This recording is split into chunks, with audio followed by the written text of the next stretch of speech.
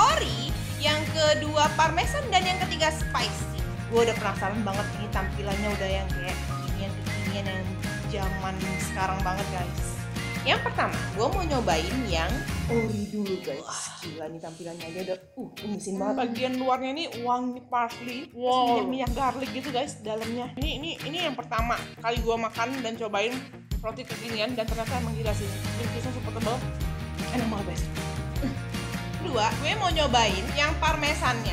Menurut gue varian ini dan varian sebelumnya hampir mirip ya. Bedanya cuma kayak ada sedikit parmesan di tengah-tengahnya. Cheese-nya nih ada berasa manisnya dikit, bener-bener pekat banget. Kalian harus banget sih cobain ini.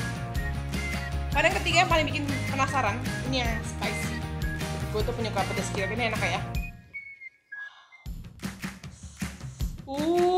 Guys, gile. Ini sih nggak main-main loh nih toko roti ya.